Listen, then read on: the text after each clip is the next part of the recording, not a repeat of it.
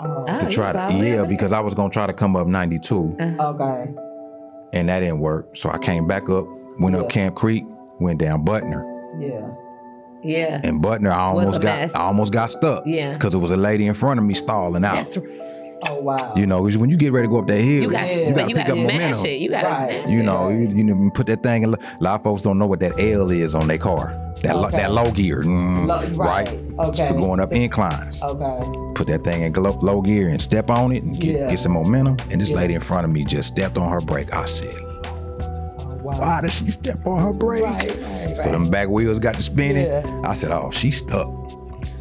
And, you know, we tried to help her out. There's another guy that came over. We pulled out blankets and all this stuff, tried to help her out. Yeah. She was stuck. I don't even know how to even word this, but it ties into me meeting you. So I'm going down Butner, right? Naturally, okay, I'm going to come down Stonewall Tail. I'm going to come across Stonewall Tail. Yeah. My brother and his wife stay off Stonewall Tail. Okay. My mom and dad stay off Stonewall Tail. I could have just easily stopped. Yeah. And say, you know what? Yeah. This is where I'm going to park it. I'm gonna be cool. This is it. You know that deal, no deal? I'm gonna make a deal. So you had opportunity. I had opportunity. To go somewhere else. Wow. And I wouldn't have but never I was like, nah, I'm almost close. Well, I'm close. I'm almost there. Yeah. I kept going. Couldn't get no further. I would try to go up Chapel Hill. It looked like The Walking Dead. Cars all over the place. Wow. And that's where I met the guy with the tow truck. I mean, with the dually truck. Had I stopped at my parents' house, I could have spent the night. Yeah. Everything was cool. Yeah. And we never would. It is absolutely crazy how we met. Yeah. Wow.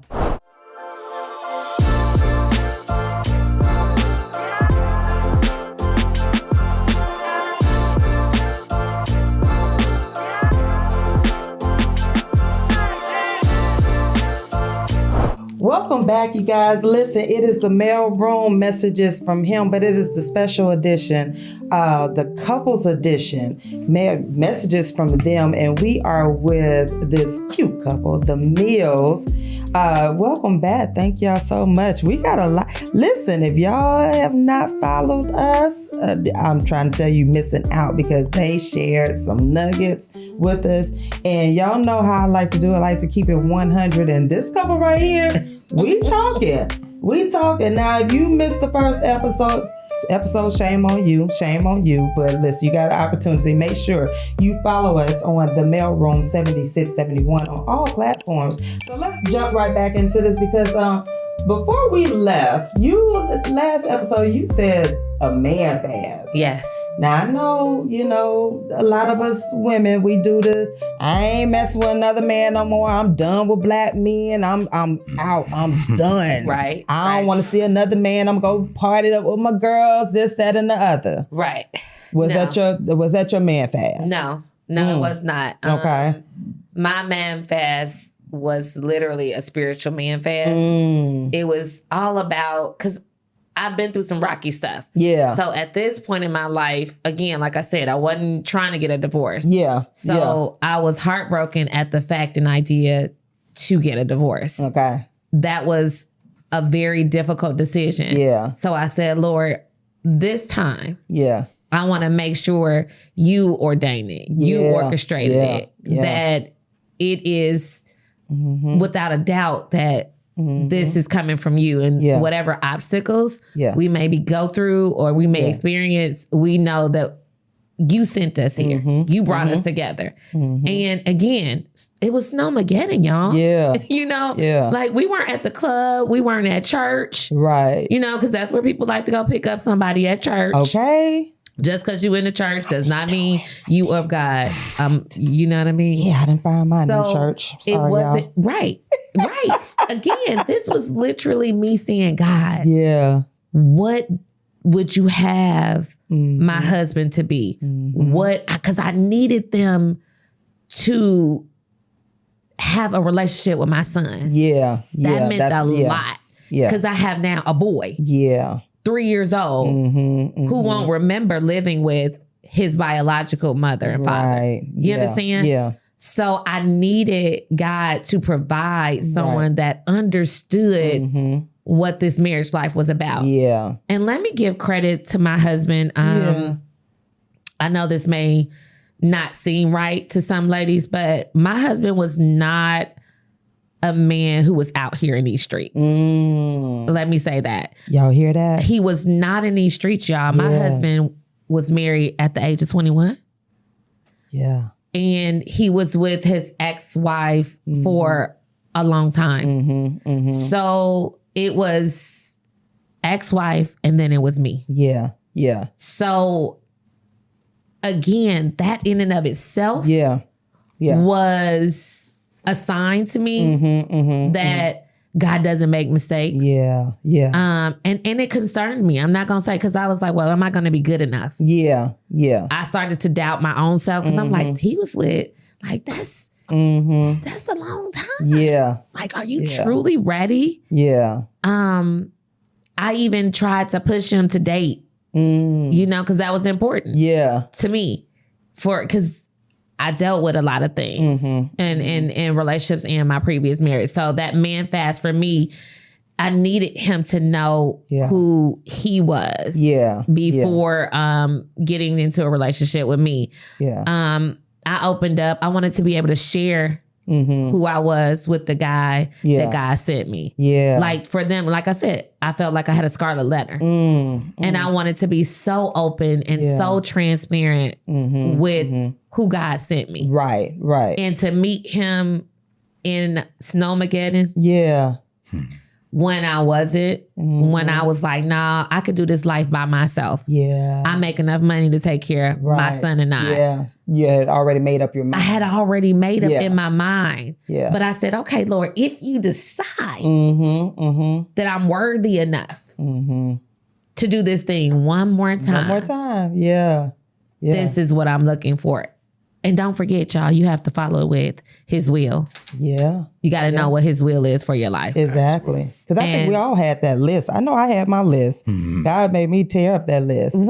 Well, yeah. He made me tear up mine because I sure enough was like, I don't want this, that, and other. And I was one of those women that was in the church looking for, I would get up. Every conference that was happening in Atlanta, y'all, I was there with my church dress on. I just knew I was going to find my husband in the church. I just knew I was going to be deacon's wife. Yeah, no. But when you do it the way God wants you to do, when you have to surrender, you have to surrender. It's like, okay, I know what it's like he already knows what we need and what we want. Yeah. But we have to trust him. Yeah. You know? So if you hadn't trusted God and you hadn't surrendered, y'all wouldn't be together. No. Yeah.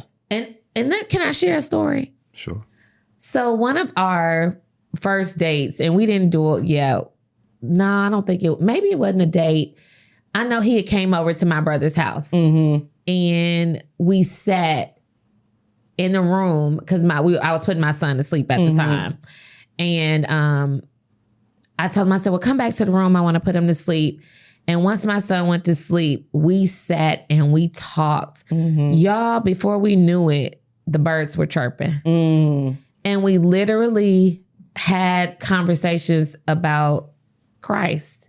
Wow. And I really revealed to him my hang-ups of not being good enough. Yeah. My hang-ups, like where I was in my faith, in my walk, understanding faith, understanding grace, because we beat ourselves up so much. We don't think we're good enough, right? And this man to my right, my husband now, really did help me through those questionable moments in my own faith to tell me that I was good enough, that. So he spoke life into me. Ooh, y'all hear that?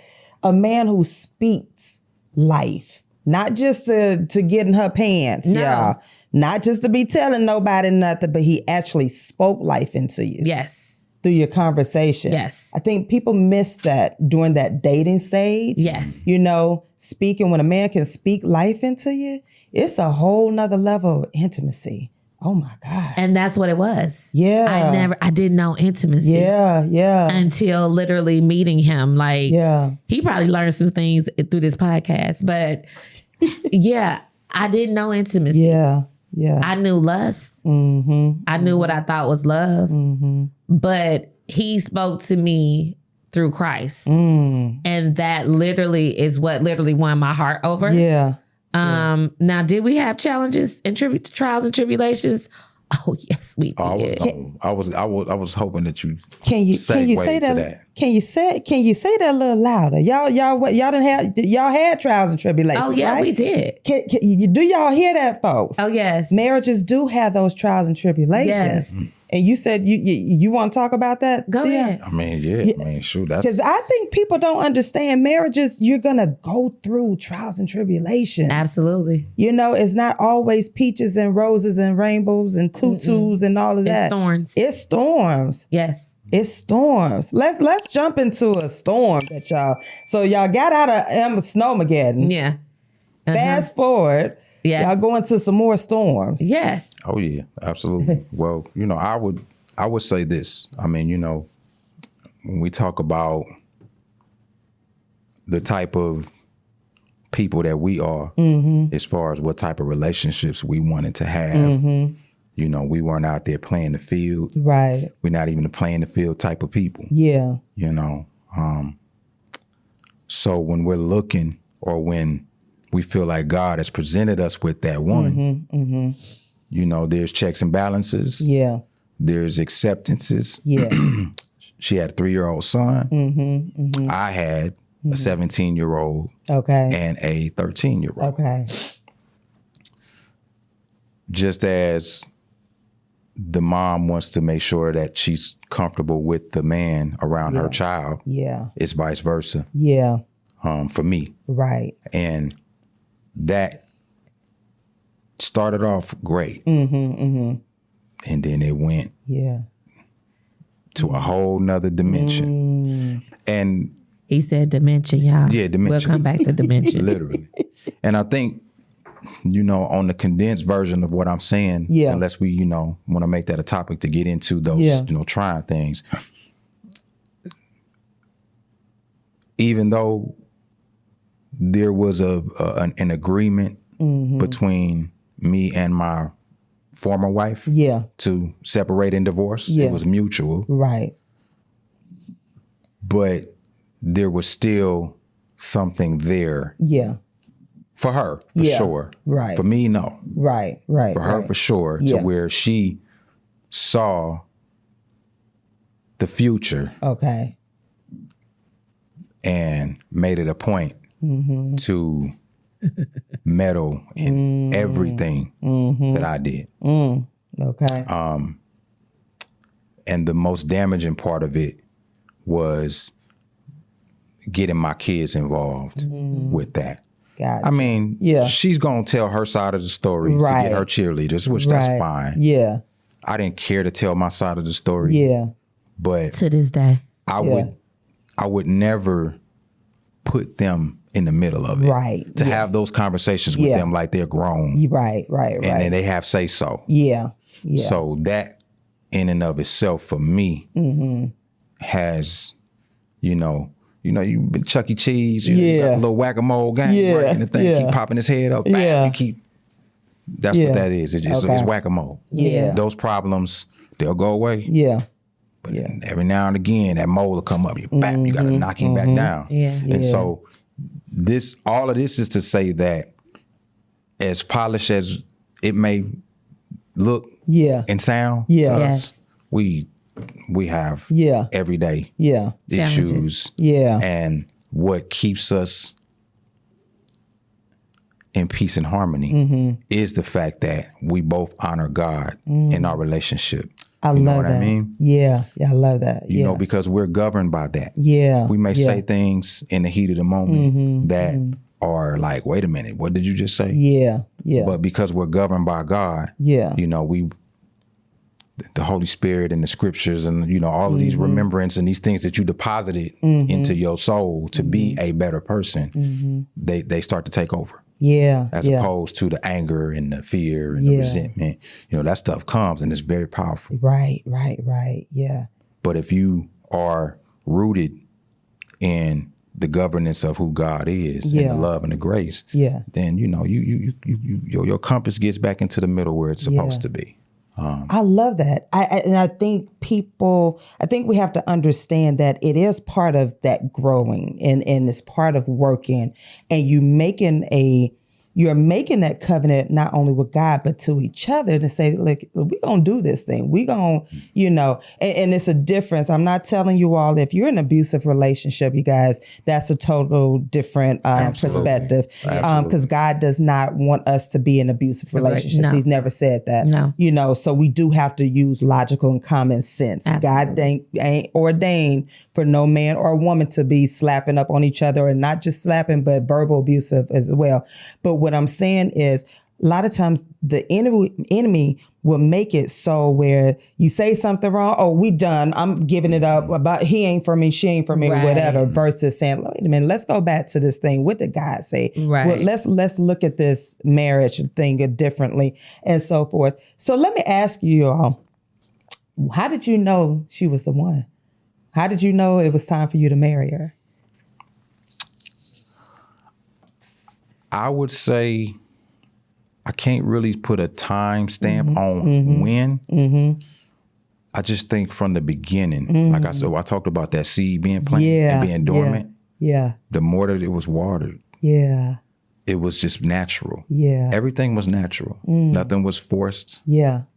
Nothing was rehearsed. I mean, honestly, I know guys get nervous. Yeah. I was never nervous. Really? Around her. Yeah. It was just, I remember when we went to church that time, and we were still dating, and we went to World Changers. Yeah, and we had a good old time when our aunties, had our church crown on. Yeah, she was rocking it, right? Yeah, and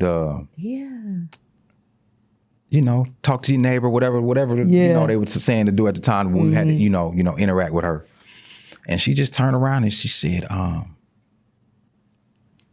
y'all make a beautiful couple. Yeah. Y'all need to get married. Or something to that. I think she thought we was married. Yeah, she thought we was married. Yeah, y'all are, but something to that. Yeah. Phrasing. But what I'm saying is that our elders have seeing eyes, just like our kids do. And she turned around and looked at us like, and for me, it's a long way answering the question. Yeah. No, you can. It was a confirmation. Yeah. Okay. Yeah. Not to get too cinematic, but Black Panther, when they go under, they talk to the elders to get some reassurance. No, you the right person, you going the right path and everything. That's how that felt to me. That moment was like that for me. Like, okay. Almost like Bronx Tale. Yeah. Remember Bronx Tale? Oh, yeah. The movie Bronx Tale. Yeah, we watched it together. We are movie buffs too. Where the story of when she's the one. Yeah. If you open the door for her, and then you get her in the car, and then you walk around, and then she opens that door for you, she the one. That's the one. We had that moment. But that moment in church that day was one of those moments amongst the open the car door moment. Yeah. And, just and we actually knew the movie together. Yeah. I was like, have you seen Bronx Tale? He was like, yeah. Yeah. So, yeah. I love that, because people don't realize, I always share that story about me and Chef. It was the elders in my family that gave me that permission. They tolerated my ex-husband. They were like, you like him? Okay, we're going to roll with you. Yeah. You good with her as long as you know. But when they gave me the blessings for Chef, it was a difference. It was from God, and they gave me my grandmother, my great aunt, my mom, and my aunts. Right. It was that blessing, that wisdom, and that makes a big difference. And we strayed away from that, listening to our elders. And because now we're listening to bitter women. Unfortunately, we're listening to single. Yeah, girl, I wouldn't. I wouldn't do this, that, and another. And you have to shield your ears to that. Absolutely. And so with y'all, you had everything was God divine.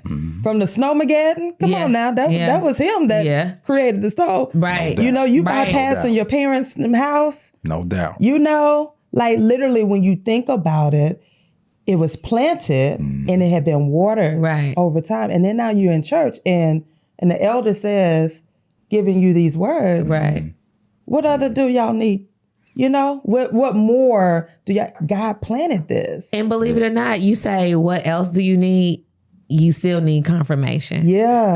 I would say that even with all of that, knowing that when you know what you pray for, and you start seeing things being manifested, the enemy always gonna creep in. Oh yeah, most and definitely. Put doubt in your mind. So he did. Like, people may not know. When he first proposed to me, we were in Arizona. Okay.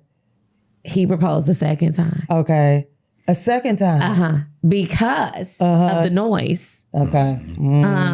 And one thing I remember his dad told us when we moved to Arizona, because the noise is the people outside of the relationship. Because believe it or not, my husband now was we didn't have disagreements. Yeah.